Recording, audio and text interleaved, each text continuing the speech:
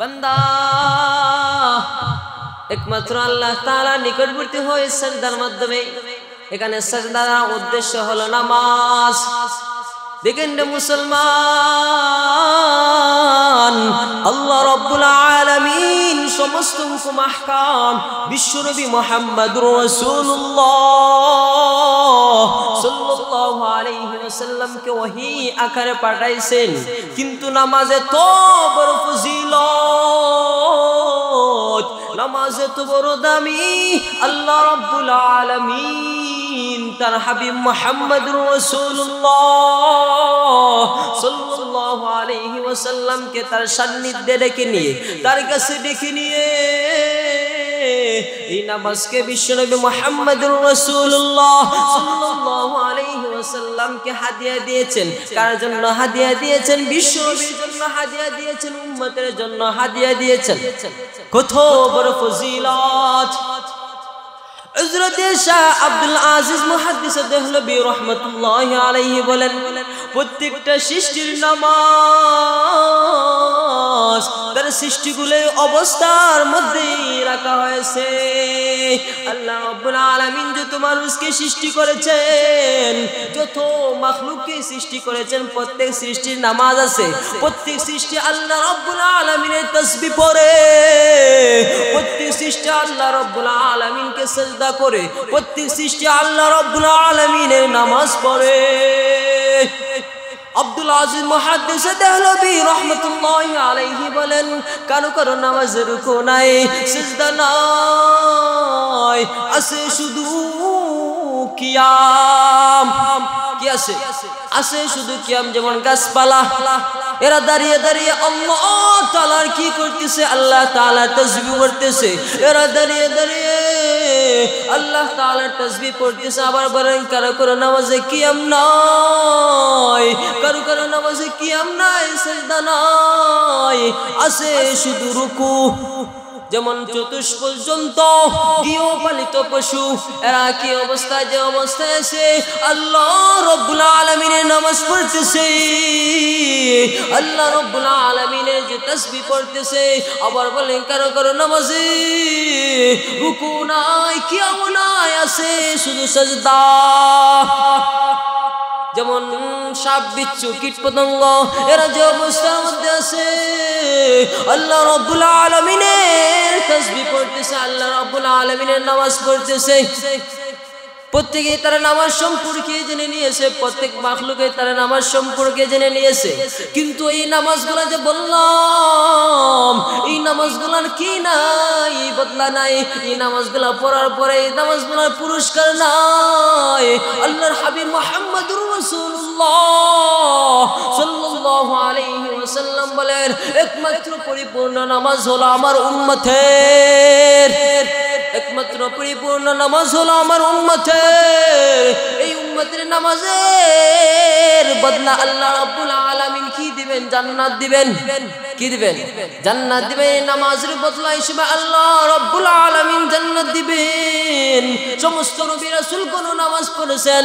নিজেরা নামাজ পড়েছেন এবং পরিবার পরিজনকে নামাজের আদেশও দিয়েছেন। আল্লাহ রাব্বুল আলামিন নিজে বলেন, ইসমাঈল আলাইহিস সালাতু ওয়াস সালাম সম্পর্কে আল্লাহ বলেন, ওয়া কানা ইয়া'মুরু আহলাহু বিস সালাতি ওয়াজ যাকাহ ওয়া কানা ইনদা রাব্বিহি মারদিয়া। তিনি ইসমাঈল নামাজ এবং যাকাতের পরিবারকে নামাজ এবং যাকাতে আদেশ করতেন এবং তিনি ছিলেন তার প্রতিপালকের কাছে পছন্দনীয়। শুধু তাই নয়, আল্লাহ রাব্বুল আলামিন হযরত মূসা আলাইহিস সালাতু ওয়াস সালাম সম্পর্কে বলেন, ইন্নানি আনাল্লাহ লা ইলাহা ইল্লা আনা ফা'বুদুনি ওয়া আকিমিস সালাতা লিযিকরি। মূসা আলাইহিস সালাতু ওয়াস সালামকে নির্দেশ দিয়েছেন। আল্লাহ বলে, ইন্নানি আনাল্লাহ, তোমার ইলাহ আল্লাহ ছাড়া কেউ নাই। ইন্নানি আনাল্লাহু লা ইলাহা ইল্লা আনা ফা'বুদনি, এবং তোমার রবের শরণার্থী কি করো? তোমার রবের কি করো? ইবাদত করো। ইন্নানি আনাল্লাহু লা ইলাহা ফাবুদনি ওয়া আকিমিস সালাতা, আল্লাহ বলেন ওয়া আকিমিস সালাতা লিযিকরি, এবং তোমার রবের শরণার্থী কি করে নামাজ পড়ো। হযরত ইব্রাহিম আলাইহিস সালাতু ওয়াস সালাম তার রবের কাছে প্রার্থনা করেছিলেন, রব্বি জাআলনি মুকিমাস সালাতি ওয়া মিন যুররিয়াতি রব্বানা ওয়া তাকাব্বাল দুআ। ওগো আল্লাহ, ওগো আমার প্রতিপালক, আমাকে নামাজ কায়েমকারীর মধ্য থেকে বানান, এবং কি বানান, আমার সন্তানদের মধ্য থেকে বানান। আল্লাহ আমার কি করে আমার দোয়া কবুল করেন। রব্বি জাআলনি মুকিমাস সালাতি ওয়া মিন যুররিয়াতি রব্বানা ওয়া তাকাব্বাল দুআ। ওয়া তাকাব্বাল দুআ মানে কি, আল্লাহ তুমি আমার দোয়া কবুল করো।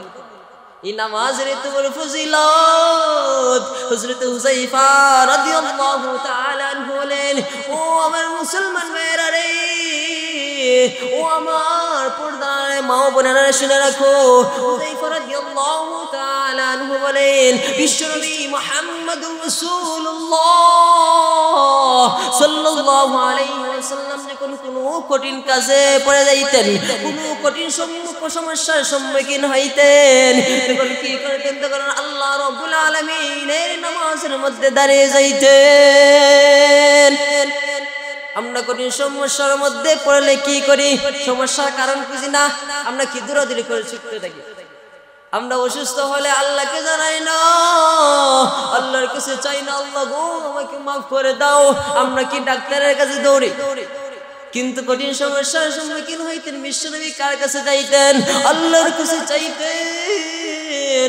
নামাজের এত বড় ফজিলত, কিয়ামতের দিনও সর্বপ্রথম নামাজের হিসাব হবে। আউয়ালু মা ইউহাসাবু বিহিল আবদু ইয়াউমাল কিয়ামাতিস সালাহ। কিয়ামতের দিন সর্বপ্রথম নামাজের হিসাব হইবে। কার হিসাব হবে? নামাজের হিসাব হবে। এই নামাজ সম্পর্কে কত আয়াত আসছে কোরআন শরীফের মধ্যে, তার মধ্যে একটি আয়াত হলো আকিমিস সালাতা তারফাইন নাহার ওয়া যুলাফাম মিনাল লাইল ইন্নাল হাসানাতি ইযহিবুনাস সাইয়্যাত যালিকা যিকরা লিয-যাকিরিন। আল্লাহ বলে নামাজ পড়ো, তুমি দিনে দুই অংশে নামাজ পড়ো। প্রথম অংশে নামাজ পড়ো তুমি ফজর এবং জোহর, এবং দ্বিতীয় অংশে নামাজ পড়ো তুমি আসর, এবং রাত্রির প্রথম অংশে তুমি নামাজ পড়ো বা মাগরিব এবং এশা। আল্লাহ, এই নামাজ কত ফজিলত। একবার বিশ্বনবী মুহাম্মদুর রাসূলুল্লাহ সাল্লাল্লাহু আলাইহি ওয়াসাল্লাম শীতকালে বাইরের মধ্যে তাশরিফ নিলেন। সাথে ছিলেন আবু যর গিফারি রাদিয়াল্লাহু তাআলা আনহু। শীতকালে বাইরের মধ্যে তাশরিফ নেওয়ার পরে বিশ্বনবী মুহাম্মদুর রাসূলুল্লাহ সাল্লাল্লাহু আলাইহি ওয়াসাল্লাম দেখতেছেন বাইরের মধ্যে কি পড়তেছে, বাইরের মধ্যে গাছপালার পাতাগুলা ঝরতেছে। তিনি ওই গাছপালার পাতাগুলা ঝরতেছে দেখে তিনি একটা গাছপালার কি করলেন, একটা ডালের মধ্যে আঘাত করলেন। আঘাত করার পরে আরো বেশি করে ঝরতেছে। আবু যর গিফারি রাদিয়াল্লাহু তাআলা আনহু লক্ষ্য করে বলেন, হো আবু যর গিফারি রাদিয়াল্লাহু তাআলা আনহু, আপনি একটু আমার দিকে তাকান, আপনি একটু আমার দিকে লক্ষ্য করে। এ আবু যর গিফারি রাদিয়াল্লাহু তাআলা আনহু, তুমি আমার দিকে একটু লক্ষ্য করো। আমার কোন উম্মত যদি আল্লাহকে রাজি এবং খুশি করার জন্য পাঁচ ওয়াক্ত নামাজ পড়ে, আল্লাহ রাব্বুল আলামিন তার গুনাহগুলা এরকম ঝরায় ফেলবেন। তুমি যে দেখতেছো পাতাগুলা কিরকম ঝরতেছে, আমার কোন উম্মত যদি আল্লাহকে রাজি এবং খুশি করার জন্য পাঁচ ওয়াক্ত নামাজ পড়ে, আমি বলতেছি আবু যর গিফারি তুমি সাক্ষী থাকো, আমি বলতেছি আল্লাহ তাআলা ও তার গুনাহগুলা এরকম ঝরায় ফেলবেন। এত বড় ফজিলত এই নামাজের পরে আল্লাহ আমাদেরকে পুরস্কার দিবেন। এই নামাজ পড়লে আল্লাহ আমাদেরকে 5 প্রকারে সম্মানিত করবেন। আল্লাহর কোন বান্দা এবং বান্দি যদি আল্লাহকে রাজি এবং খুশি করার জন্য 5 ওয়াক্ত নামাজ পড়ে, আল্লাহ রাব্বুল আলামিন তাকে 5 প্রকারে কি করবেন? 5 প্রকারে সম্মানিত করবেন। প্রথম নাম্বার, আল্লাহ রাব্বুল আলামিন তাকে রুজি রোজগারের মধ্যে বরকত দেবেন। বলেন সুবহানাল্লাহ। আল্লাহ রাব্বুল আলামিন তাকে রুজি রোজগারের মধ্যে বরকত দিবেন, জীবনের সংকীর্ণতা থেকে তাকে মুক্ত করে দিবেন। 2 নম্বর পুরস্কার, আল্লাহ রাব্বুল আলামিন তার কবরে আযাব উঠায় নেবেন। 3 নম্বর পুরস্কার, আমলনামা ডান হাতের মধ্যে দিবেন। 4 নম্বর পুরস্কার, আল্লাহ বলেন বান্দা তুমি যদি আমাকে রাজি এবং খুশি করার জন্য নামাজ পড়ো, আমি আল্লাহ রাব্বুল আলামিন তোমাকে 4 নম্বর পুরস্কার দেব, বিদ্যুৎ গতিতে পুলিশের পার করে দেব। আর বলেন আমার বান্দারে আমি তোমারে 5 নম্বরে সম্মানিত করব, আমি তোমার বিনা হিসাবে জান্নাত দিয়ে দিব, আমি তোমার বিনা হিসাবে বেহেশত দিয়ে দিব রে বান্দা। তারপরে তুমি দুনিয়ার মধ্যে মুক্ত আছো, দুনিয়া লীলা খেলার মধ্যে মুক্ত আছো, আমাকে তুমি ভুলে গেছো রে বান্দা। আল্লাহ রাব্বুল আলামিন নিজেই বলেছিলেন 5 প্রকারে সম্মানিত করব, 5 প্রকারে সম্মানিত করবেন। 1 নম্বরে দেখেন রুজি রোজগারের মধ্যে বরকত দিবেন। আপনি অল্প রুজি করছেন, আল্লাহ রাব্বুল আলামিন আপনাকে অল্প রুজির মধ্যে বরকত দিয়ে দিবেন। দেখেন না ইমাম সাহেবরা 5,000 6,000 টাকা চাকরি করে, আল্লাহ রাব্বুল আলামিন এই 6,000 টাকার মধ্যে বরকত দেন দেন না। এই 6,000 টাকার মধ্যে বরকত দিয়ে আপনি ইমাম সাহেবকে জিজ্ঞাসা করবেন, ও আমার ইমাম সাহেব আপনার কয়টা কিস্তি আছে, আপনার কয় হাজার টাকা ঋণ আছে? ইমাম সাহেব বলবে মাশাআল্লাহ, আল্লাহ আমাকে সুস্থ রাখছেন, আল্লাহ আমাকে সুস্থ রাখছেন, 1 টাকা আমার কোনো ঋণ নাই, 1 টাকা কিস্তি আমার নাই। কিন্তু তুমি প্রতিদিন 1,000 টাকা রুজি করতেছো, তুমি প্রতিদিন 5,000 টাকা রুজি করতেছো, তোমার মাস শেষে 3টা কিস্তি দিতে হয়, তোমার বিমার ঋণ আছে, তোমার ব্যাংকের ঋণ আছে। কিন্তু ইমাম সাহেবরা ভালো আছে, যারাই হালাল রুজি করে তারাই আল্লাহ তাআলা ওয়াদা দিয়েছেন তারা আমি রুজি রোজগারের মধ্যে বরকত দিব। এরপর আল্লাহ রাব্বুল আলামিন বলেন বান্দারা রে তোমার কবরের আযাব আমি উঠায় নেব। কবরের আযাব, মানুষ মৃত্যুর পরে প্রথম ঘাটি হলো কবর। এই কবরের মধ্যে মানুষ যদি আটকে যায় তাহলে প্রত্যেকটা গাঁটে গাঁটে আটকে যাবে। এই কবরের মধ্যে যদি মানুষ আটকে যায় তাহলে প্রত্যেকটা গাঁটে গাঁটে আটকে যাবে। আর এই কবরের মধ্যে যদি মানুষ বেঁচে যায় প্রত্যেকটা গাঁটে গাঁটে বেঁচে যাবে। এই কবর সম্পর্কে হাদিসের মধ্যে আসছে নেককারে আল্লাহ রাব্বুল আলামিন জান কবজ করবে এক সূরাতে, পদকারে জান কবজ করবেন এক সূরাতে। ভাইজান আটা দিলে তো ভালো হয়।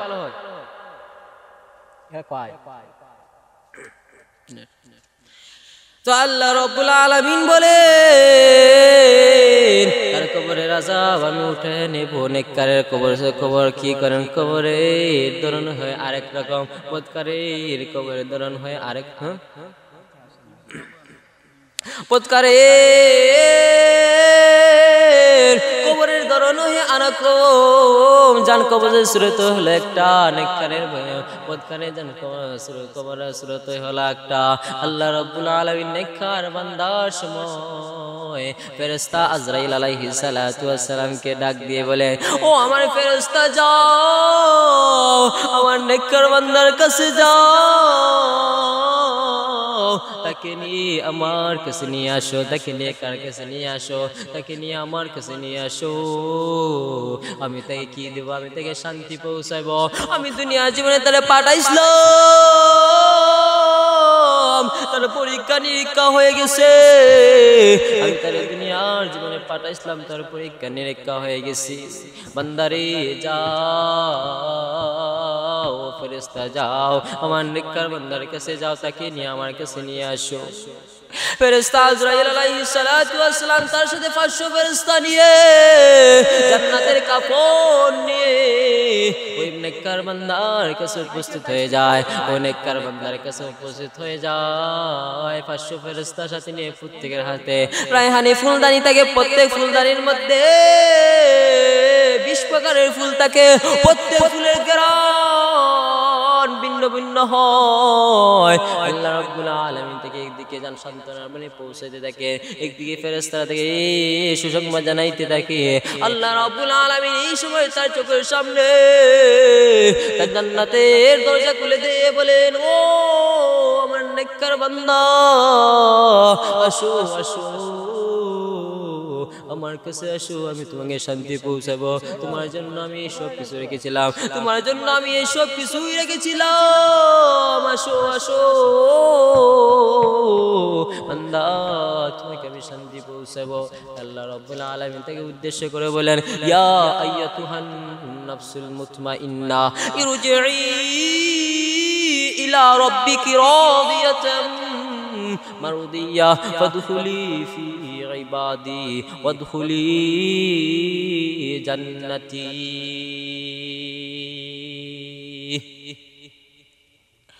এ আইয়াতুহান নাফসুল মুতমাইন্না ইরজিই, হে প্রশান্ত মন, ইরজিই ইলা রাব্বিকি রাদিয়াতাম মারদিয়া, রাজি হয়ে আসো, সন্তুষ্ট হয়ে আসো। অন্যদিকে আল্লাহ রাব্বুল আলামিন আরেকটা আয়াত দিয়ে বলেন, ইন্নাল্লাযীনা ক্বালু রাব্বুনাল্লাহ রাব্বুনাল্লাহু সুম্মা ইসতাকামু তাতানাজ্জালু আলাইহিমুল মালাইকাতু আল্লা তাখাফু ওয়ালা تحزنوا وأبشروا بالجنة التي كنتم توعدون نحن أولياؤكم في الحياة الدنيا وفي الآخرة ولكم فيها ما تشتهي أنفسكم ولكم فيها ما تدعون. نمبر الله رب العالمين আরে কি করবেন, কবরে আযাব উঠায় নেবেন। 3 নম্বরে আমলনামা ডান হাতের মধ্যে দিবেন। যে কিয়ামতের দিন যারা আমলনামা ডান হাতের মধ্যে থাকবে সেই হলো সফল কাম। কিয়ামতের দিন যারা আমলনামা ডান হাতের মধ্যে থাকবে সেই হলো সফল কাম। আর যারা আমলনামা বাম হাতের মধ্যে থাকবে সেই হলো কি, সেই হলো বদকার, সেই হলো জাহান্নামী। এরপর আল্লাহ রাব্বুল আলামিন বলেন, তাকে আমি 4 নম্বরে সম্মানিত করব, সিরাত বিদ্যুৎ গতিতে পার করে দেব। এই ফুলসিরাত হলো 500 বছরের রাস্তা। এই ফুলসিরাত হলো 500 বছরের রাস্তা। চুলের চেয়ে চিকন, হীরার চেয়ে আরো ধারালো। এই ফুলসিরাত তুমি বুদ্ধি কৌশল দিয়ে পার করতে পারবে না। এই ফুলসিরাত তুমি কোনো কৌশল দিয়ে পার করতে পারবে না, শক্তি দিয়ে পার করতে পারবে না। আল্লাহ রাব্বুল আলামিন বলেন, যদি আমার কোনো বান্দা বান্দি আমাকে সন্তুষ্টি করার জন্য নামাজ পড়ে আমি আল্লাহ তাকে বিদ্যুৎ গতিতে ফুলসিরাত পার করে দেব। এরপর আল্লাহ বলেন, তার বিনা হিসাবে জান্নাতের মধ্যে দিয়ে দিব। যার হিসাব হবে, তার হিসাব না হবে, সেই শাস্তি ভোগ করতে হবে। আমি আল্লাহ তাকে বিনা হিসাবে জান্নাতের মধ্যে দিয়ে দিব। মান হুসিবা কিবা, যার হিসাব নেওয়া হবে সে যদি ওলিও হয়, যার হিসাব নেওয়া হবে কি করা হবে, তাকে শাস্তি দেওয়া হবে। আবার আল্লাহ রাব্বুল আলামিন ডাক দিয়ে বলেন, যারা নামাজ পড়বে আমি 5 প্রকার সম্মানিত করব, আর যারা নামাজ পড়বে না তাকে আমি 5 প্রকার অসম্মানিত করব। আমি 5 প্রকারে অসম্মানিত করব। 1 প্রকার হলো, নাম্বার প্রকার হলো তার রোজগার থেকে আমি বরকত নিয়ে নিব, তার চাহিদা আমি বাড়ায় দেব, তার চাহিদা আমি বাড়ায় দেব। সে 2 নম্বর শহরের মধ্যে একতলা বাড়ি করেছে, তার চাহিদা পারবে, বলবে আমি ঢাকা শহরের মধ্যে 5 তলা করতে চাই, রোজগারের মধ্যে বরকত করে না হবে। আল্লাহ তাআলা বলেন, তারা আমি 2 নম্বর সম্মানিত করব। সে মৃত্যুর সময় নয়, পিপাসার্ত এবং তৃষার্ত অবস্থা তার মৃত্যু হবে। যদি তার সাগরের পানিও যদি কামানো হয়, সমস্ত সাগরের পানিও যদি এক জায়গায় দলা করে এক জায়গায় জমা করে তার কামানো হয়, তারপরও কি করা হবে না, তার তৃষ্ণা মিটবে না। আমি আল্লাহ তাকে 2 নম্বরে কি করব? সম্মানিত করব। 3 নম্বর প্রকারে তার আমি অসম্মানিত করব, তার কবরকে আমি আল্লাহ সংকীর্ণ করে দিব, তার কবরকে আমি আল্লাহ সংকীর্ণ করে দেব, যার ফলে এক পাজরের হাড্ডি অন্য পাজরে ঢুকে যাবে। চাপা দিবে, এক পাজরের হাড্ডি অন্য পাজরে ঢুকে যাবে। এরপরে পরে আল্লাহ বলে আমি তার 4 নম্বরে অসম্মানিত করব, তার কবরের মধ্যে অগ্নি প্রজ্বলিত করে দেব, আগুনের আগুন সেই কিয়ামত পর্যন্ত জ্বলতে থাকবে, সেই কিয়ামত পর্যন্ত জ্বলতে থাকবে, সেই কিয়ামত পর্যন্ত জ্বলতে থাকবে। আবার তো উপরে সাই হয়ে যাবে, আবার থেকে দিতা করা হবে, আবার চলতে থাকবে। এরপরে আল্লাহ বলেন আমি তারে 5 প্রকারে অসম্মানিত করব। আমি আল্লাহ তারে 5 নম্বরে অসম্মানিত করব। কি 5 নম্বরে অসম্মানিত করব? তার কবরের মধ্যে আমি আল্লাহ 20 জন সাপ নিয়োজিত করে দিব, ওই 20 জন সাপ তাকে দংশন করতে থাকবে। 5 প্রকার আল্লাহ তারে সম্মানিত করবা। নামাজ পড়ে যারা আল্লাহকে সন্তুষ্ট করেছে, আল্লাহকে রাজি এবং সন্তুষ্ট করার জন্য যারা নামাজ পড়ে, আল্লাহ বলেন তাকে আমি 5 প্রকারে সম্মানিত করব। আর যারা আমাকে নামাজ পড়ে না, আমাকে ভুলে গিয়েছে, আমার নামাজ পড়ে না, জোহরের আজান হয়ে যায় মসজিদের মধ্যে যায় না, জোহরের আজান হয়ে যায় ঘরের মধ্যে নামাজ পড়ে না, আসর আজান হয়ে যায় আমাকে স্মরণ করে না, মাগরিবের আজান হয়ে যায় আমাকে স্মরণ করে না, আমি আল্লাহ ডাকি আমার ডাকে সে সাড়া দেয় না, এশার আজানের সময় আমি আল্লাহ ডাকি সে আমার ডাকে সাড়া দেয় না, ফজরের সময় আমি আল্লাহ ডাকি সে আমার ডাকে সাড়া দেয় না। আমি আল্লাহ তারে 5 প্রকারে অসম্মানিত করব। 1 নম্বর প্রকার হল আমি আল্লাহ তার রুজি রোজগার থেকে বরকত করে নেব, আমি আল্লাহ তার রুজি রোজগার থেকে বরকত করে নেব। তার চাহিদা শুধু বাড়তেই থাকবে, তার চাহিদা শুধু বাড়তেই থাকবে।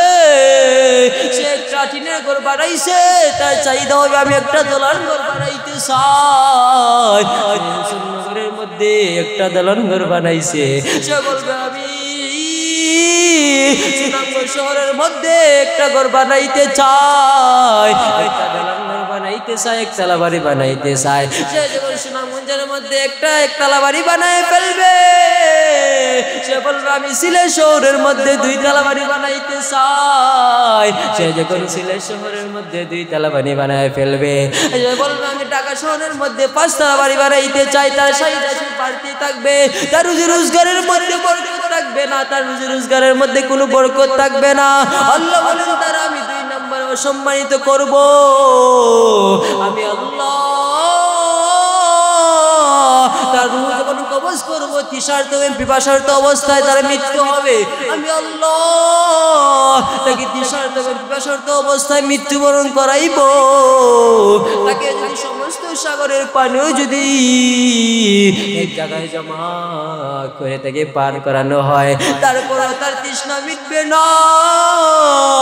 আমি তার 2 নম্বরে অসম্মানিত করবো, তৃষার্ত অবস্থায় এবং পিপাসার্ত অবস্থায় তারে আমি কি করবো, তারে মৃত্যু দেব। এরপরে শুধু তাই না, আমি তারে 3 নম্বরে অসম্মানিত করব। তার কবরকে আমি আল্লাহ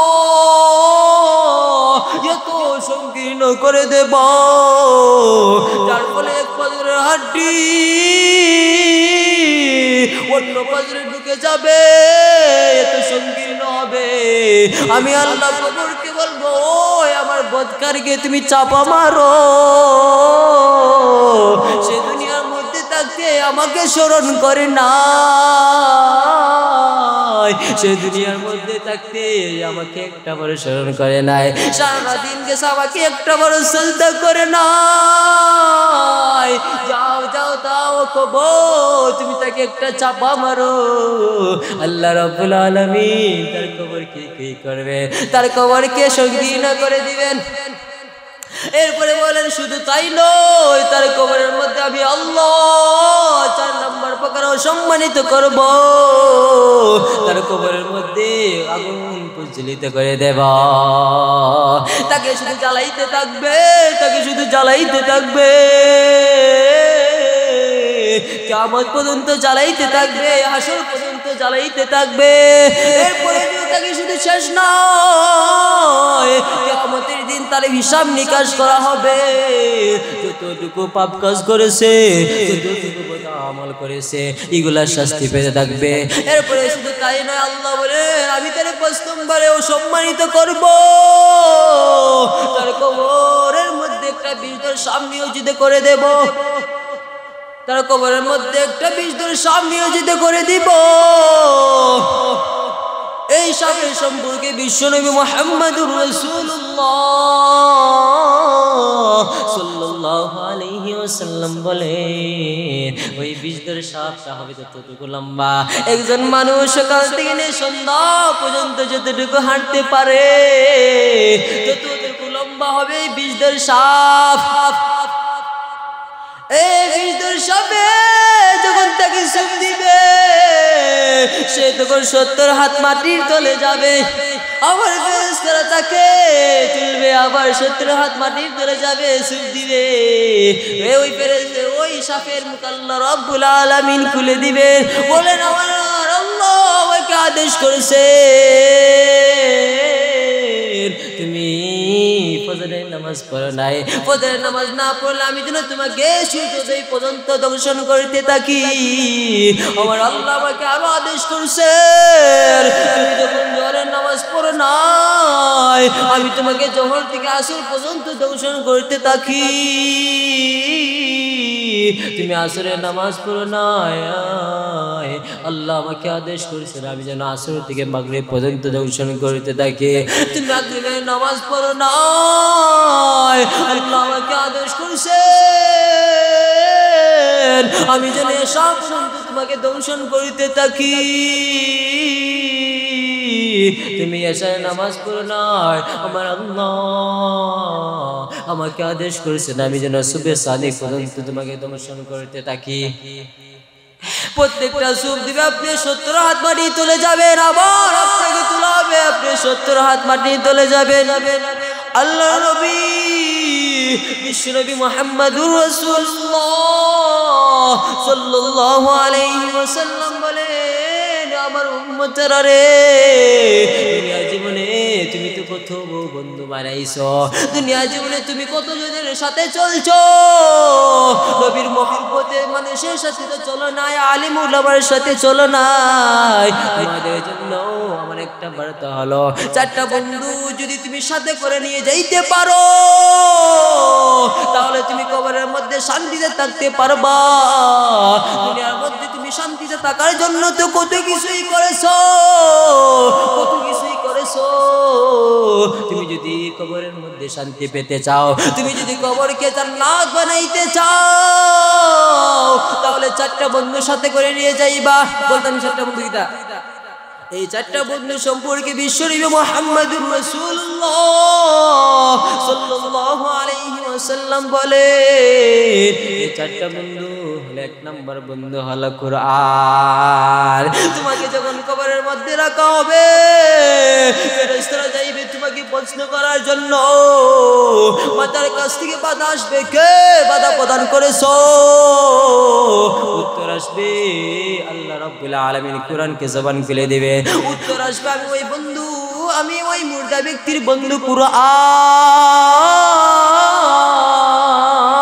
ফেরেশতারা মাথার কাছ দিয়ে প্রশ্ন করতে পারবে না, ফেরেশতারা ডান দিকে যাবে, ডান দিকে যাবে, ডান দিকে দিয়ে প্রশ্ন করতে চাইবে, বাধা প্রদান আসবে, কে বাধা প্রদান করেছো? উত্তর আসবে আমি ওই ব্যক্তি আপন বন্ধু নামাজ। ফেরেশতারা বাম দিকে দিকে যাইবে, বাম দিকে বাধা প্রদান আসবে, কে বাধা প্রদান করছো? উত্তর আসবে আমি ওই ব্যক্তিরা আপন বন্ধু রোজা। ফেরেশতা ডান দিকেও পারবে না, বাম দিকেও পারবে না, মাথার কাছ দিকেও পারবে না, অবশেষে পায়ের দিক দিয়ে যাইবে। পায়ের দিক দিয়ে প্রশ্ন করার জন্য যখন যাইবে আবার বাধা প্রদান আসবে, কে বাধা প্রদান করেছ? বলবে আমি ওই ব্যক্তির ছোট্ট ছোট্ট আমল, দস্তরখানের আমল, পশ্চিম মাদ্রাসার মধ্যে সদকা করেছিল, দান করেছিল, ওইগুলো আমল, কাউকে সালাম দিয়েছিল,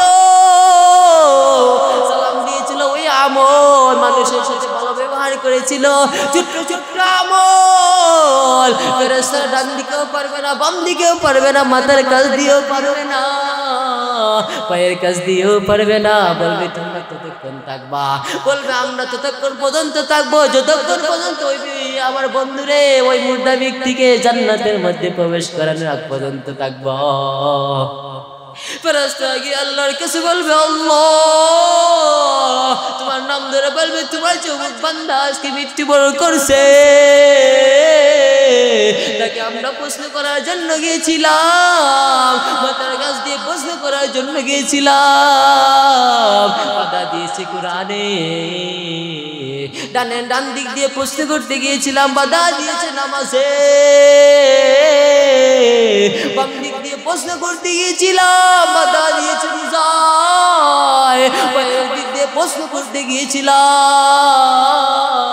বাধা দিয়েছে ওই বান্দার ছোট্ট ছোট্ট আমল। আল্লাহ বলবেন মাথার কাছ দিয়ে দে, বাধা দিয়েছে, কোরআনে বাধা দিয়েছে। এই কোরআনটা কার? কার? বলে আল্লাহ, এই কোরআনটা তোমার। বলে আমার বান্দা দুনিয়ার মধ্যে থাকতে কোরআনকে মহব্বত করছে, কোরআনকে ভালোবাসছে, কোরআন পড়ছে, জোহরের পরে কোরআন পড়ছে, মাগরিব পরে কোরআন পড়ছে, শেষে এশার নামাজে পরে কোরআন পড়ছে, কোরআনের সাথে সম্পর্ক ছিল, এই জন্য কোরআন থেকে বাধা দিয়েছে। ডান দিকে যে নামাজে বাধা দিয়েছে, বান্দা কার জন্য নামাজ পড়েছে? ফেরেশতারা বলল আল্লাহ, নামাজ তো তোমার আদেশ, তুমি তো নামাজকে ফরজ করে দিয়েছিলা, এই নামাজটাকে বন্ধ হয়ে বানায় ফেলছে। আল্লাহ বলবেন নামাজ আমার জন্যই তো করেছে। আবার বাম দিক দিয়ে যে রোজা দিয়েছে, কি সামনে কি আসছে রমজান মাস, বাম দিক দিয়ে যে রোজা তারে আপন বানায় ফেলছে, রোজা বাধা প্রদান করছে। এর জন্য বাধা প্রদান করছে বলে সে রোজা রাখছে, রমজান মাসে একটা রোজা সারে নাই, এমনকি সে নফল রোজাগুলো রাখছে, শাবান মাসে রোজা রাখছে, নফল রোজা রাখছে, রোজার আপন বানায় ফেলছে। আবার মানে কার জন্য রোজা রাখছে? সে চাইলে তো পারতো, আর আরে খাইতো, কেউ জানতো না, তার ঘরের মধ্যে অন্য কারোর মধ্যে খাইতো, সে পারতো, খাইতে পারতো, কিন্তু কেউ জানতো না। কিন্তু তার ভিতরে কি আছে? তাকওয়া আছে। আল্লাহ তাআলা বই তো আমার বই তো সে পান করে নাই, খায় নাই, ওই বান্দারে জান্নাতে রাস্তা করে দাও, কবরের মধ্যে জান্নাতের রাস্তা করে দাও। বলে সুবহানাল্লাহ। হযরত আলী রাদিয়াল্লাহু তাআলা বলেন নামাজ তো একটা, নামাজ তো আল্লাহ তাআলা কথা বলার জন্য বান্দাকে নামাজ দিয়েছেন। বান্দা কথা বলার জন্য, আল্লাহর সাথে কথা বলার জন্য আল্লাহ নামাজ দিয়েছেন, উপহার দিয়েছেন। হযরত আলী রাদিয়াল্লাহু তাআলা আনহু বলে আমার তো মনে হয় সময় সারি যখন হয়ে যায়, ফজর যখন হয়ে যায়, আল্লাহ বলেন বান্দা তুমি ঘুমাইতেছো, কয় আসার নামাজ পড়েছিলা, সদিক হয়ে গেছে, সারাটা রাত হয়েছে, দেখে গেছে সারাটা রাত হয়ে গেছে, কত ঘন্টা হয়ে গেছে, একটা বার তোমার সাথে আমি কথা বলি না, আমার তো ভালো লাগতেছে না, বান্দা উঠো, আমার সাথে কথা বলো, বান্দা উঠো। আবার মনে হয় যখন জরুরত হয়ে যায়, আল্লাহ ডাকে বলে কই ফজরের সময় তুমি আমাকে স্মরণ করেছিলে, কই ফজরের সময় তুমি আমার সাথে কথা বলেছিলে, সূর্যটা উদয় হয়ে হয়েছিল, এখন সূর্যটা আসমানের মধ্যে উপরে উঠে গেছে, কোনো তুমি আমার সাথে কথা বলো না, আমার তো ভালো লাগে না, বান্দা আয় আয় আমার সাথে কথা বল আয়া।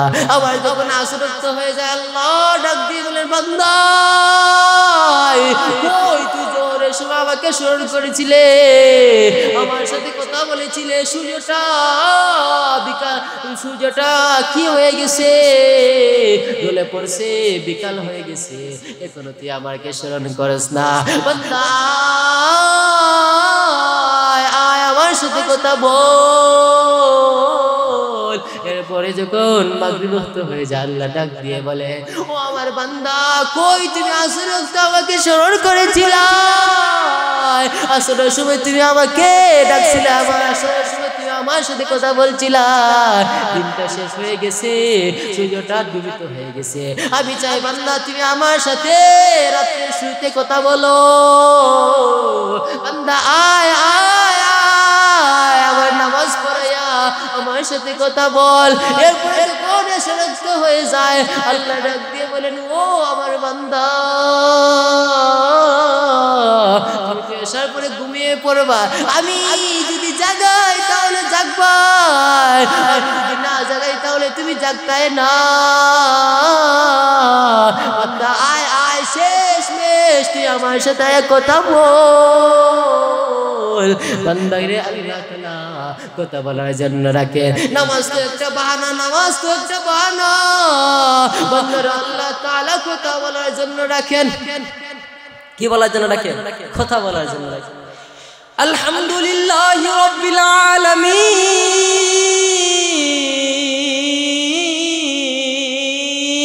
বান্দা বলে আলহামদুলিল্লাহি রাব্বিল আলামিন, সমস্ত প্রশংসা আল্লাহ রাব্বুল আলামিনের জন্য।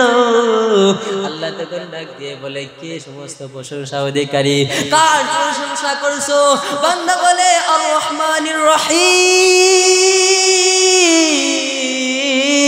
যিনি পরম দয়ালু করুণাময়। এরপর আল্লাহ ডাক দিয়ে বলে কে পরম দয়ালু, এত প্রশংসা করতেছো কে পরম দয়ালু করুণাময়।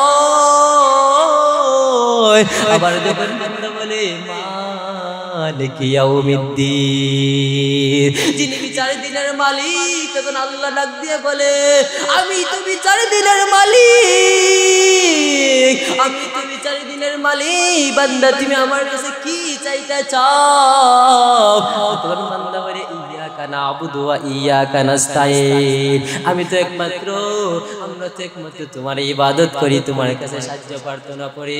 এরপরে বান্দা বলে ইহদিনাস সিরাতাল মুস্তাকিম,